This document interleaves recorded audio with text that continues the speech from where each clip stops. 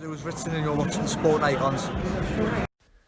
Now, some of you will already be aware, some of you won't care, but I'm going to tell you anyway that I was born here in the Northeast and this is where I currently live. But you can tell by my accent that I lost that a long time ago because I was dragged down south as a kid and I had to force my accent out because back then in like the late 80s, early 90s, people down south didn't really know too much about Newcastle or the Northeast in general in school and everything, and they thought I was Scottish. So of course I had to force my accent out to stop them calling me Scottish. Okay, so of course over a course of time, it's now just become my accent, right?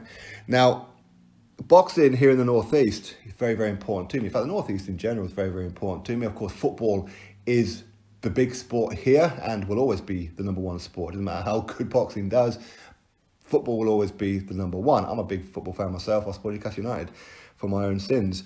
But boxing is very, very important to me. And unfortunately for the guys and girls up here, and I know most of them personally, they don't get the platform. They don't get highlighted as much as you do if you're down south. And that's the truth of it. And it's no one's fault. It just happens to be we're up here in the northeast of England out the way. So again, unfortunately for them, their biggest platform is moi. I'm their biggest platform, and I do say that unfortunately because I would love Sky to come up here and to see these guys. Now, when it comes to the Northeast, this is the opportunity for the guys and girls up here in the Northeast to show that they are as good as everybody else, and they are.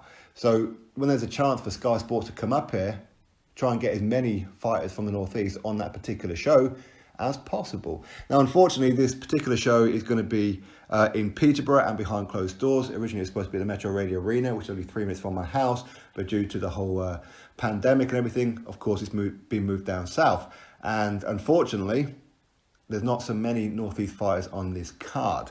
Okay, but the ones that are on this card, of course, I know personally, and they're all great, great guys, by the way. Now, we'll start off with Joe Laws.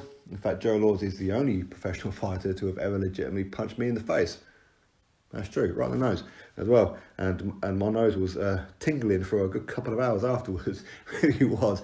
But, I mean, some of you guys will know what it is I'm talking about. Some of you won't. Joe certainly does.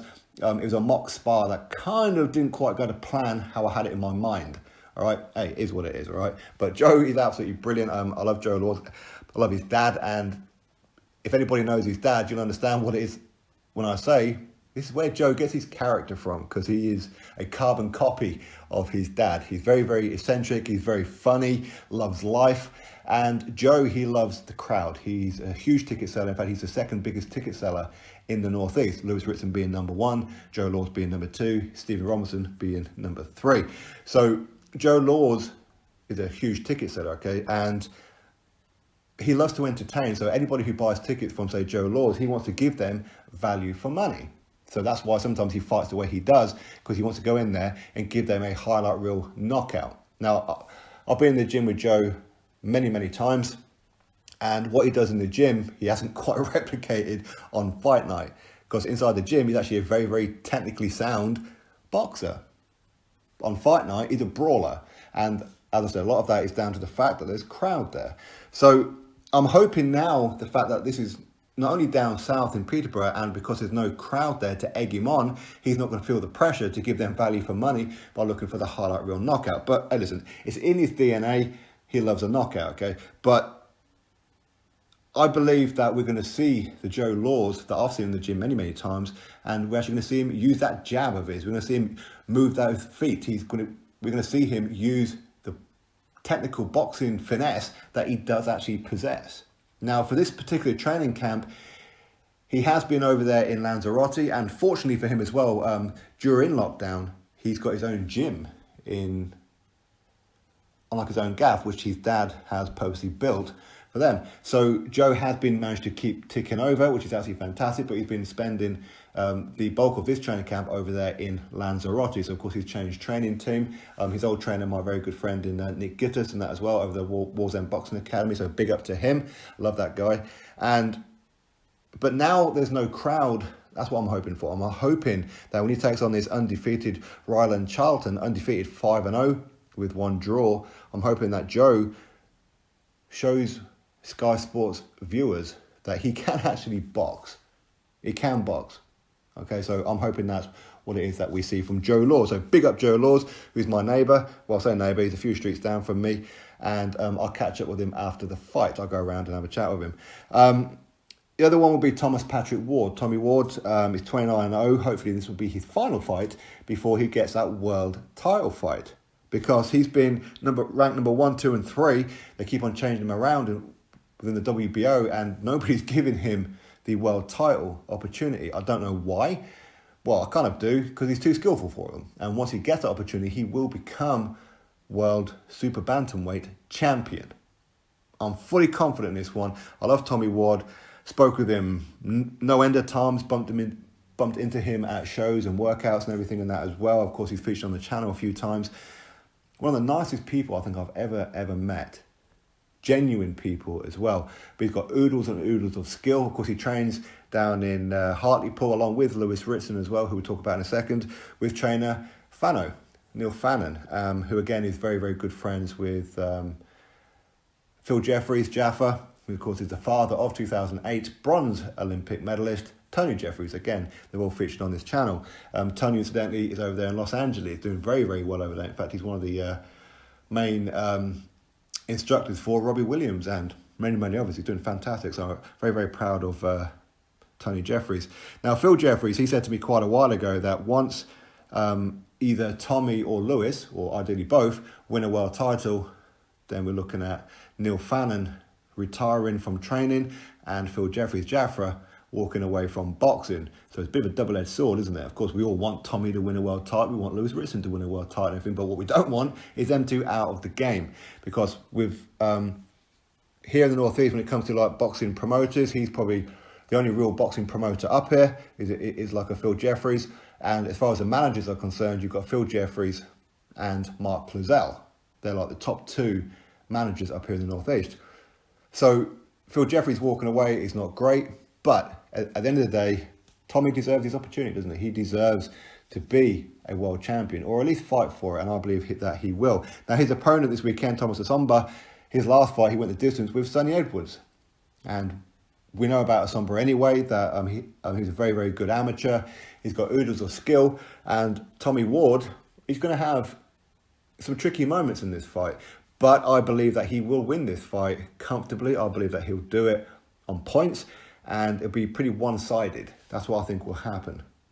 So big up to Tommy Ward. And again, I'll catch up with him after the fight as well. And of course, the headliner in the Sandman, Lewis Ritson, the poster boy for the Northeast. And it's weird, right? Because Lewis, he has no idea the influence that he has on the guys and girls here in the Northeast. He has no idea. And I've mentioned it to him a couple of times, and sometimes he looks at me like I've got 2 heads, that he doesn't understand when I say to him that when I go speak to various people here in the Northeast and we're talking about boxing and Northeast boxing in general, they will always mention Lewis Ritson, how grateful they are and how happy they are that Lewis is the poster boy, because he's obviously bringing Sky Sports, he's bringing some attention to the Northeast. And he doesn't quite understand that because obviously he doesn't follow or he's not prolific enough on social media, so he doesn't quite grasp that. He doesn't understand that. And that's a good thing, really, because he's very, very humble.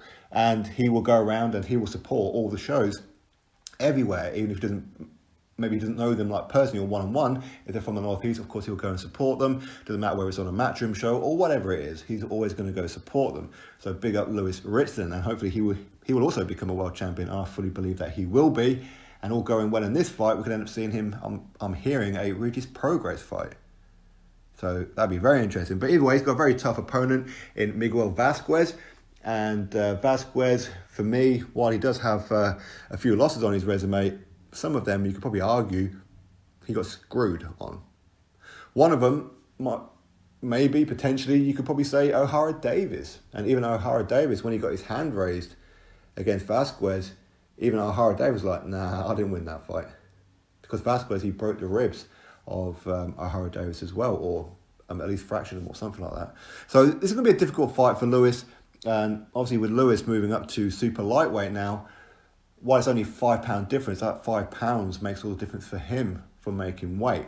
But he's a real nice guy, and I wish him all the best. I hope that he gets to win. Again, as I said, with Tommy, I do need to get down to Hartlepool. From Newcastle to Hartlepool is actually a bit of a death march. I know it looks very close on the map, but it's actually a bit of a death march to get there. But I do have to try and find the time as and when they're in the gym, because obviously they're only in the gym for like an hour or two here and there, and obviously I've got to try and fit that in, and they've got to try and make sure that they're available for when I've got to go down there. It's actually quite complicated, but I will get down there. Now, unfortunately, another fight that is not on the card anymore, Savannah Marshall versus Hannah Rankin. Peter Fury, Savannah's trainer, tested positive for COVID-19, so this particular fight will not be on the fight card anymore, but apparently it will be rescheduled, and best of luck and get well soon, Peter Fury. So even though Savannah Marshall has tested negative for this one, the fight is still off because obviously she doesn't have a trainer. I mean, maybe she could go out and get Nick Gitters or something, but of course she's going to want her full-time trainer in Peter Fury, so we'll really have to wait and find out. Now, the other fights that are on this card, they're nothing to do with the Northeast, and I know I shouldn't really whittle about that or even complain about it, because I mean, in reality, they don't have to put anything on in the Northeast, okay? And I'm very, very aware of that. They just don't have to. So while I'm under the impression it should be a show to highlight the talent that's here in the Northeast, it's not really being used that way, because you've got a couple of fighters on here. You've got Mishak Spear, never heard of him at all, but he's 5-0, and he's going to be taking on somewhat journeyman in Kane Baker. I say somewhat because he's got 13 wins and 7 losses, so he's not a full-time journeyman as such. He's a decent, maybe a gatekeeper, I suppose.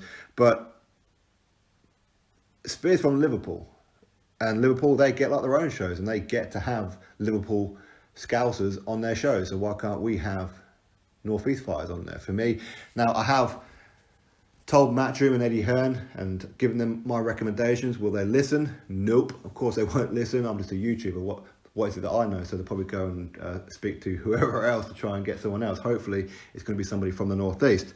But I don't know, we'll have to wait and see. So this Northeast card is no longer a Northeast card for me, as it's only got 3 fighters on there. Of course, you've got Kwaz Ashfaq. Again, he ain't from the Northeast. But again, hopefully Ashfaq and Spear, they win their fight this weekend, so best of luck to both of them lads. And of course, you've got the women's fight as well. Ellie Scottney making her pro debut against Beck Conley. Beck Conley, I've interacted with quite a few times and come across as a really, really nice girl. She's a mother of 125, not really, but she's a mother of a few kids and everything. So in some ways, I don't like this fight in some ways, because it's almost like promoters and managers and everything are treating Beck Conley like she's a journeyman or a journeywoman, however it is you want to call them. And I think that's very, very unfair. I think I don't really like that, and she keeps getting like these last minute fights and that as well. But on this one occasion, while I will be supporting Ellie Scottney going forward throughout her career, of course I will be, but I want Beck Conley to get the win. I want her to beat Ellie Scottney on her pro debut. That's probably going to go down like a lead balloon for a lot of people, but that's personally what I would like to see, Beck Conley get the win. So that's pretty much it. We are waiting for one more fight. As I said, hopefully Matchroom, Eddie Hearn take my recommendation. They won't. I said I'm just a YouTuber. So they probably won't, and we'll have to wait and see what the 7th and final fight will be. It was originally meant to be Farouk. I'm not too sure what happened with that one, but anyway, it is what it is. That's the fight card. Drop your thoughts below, click thumbs up, subscribe, catch you all on the next video.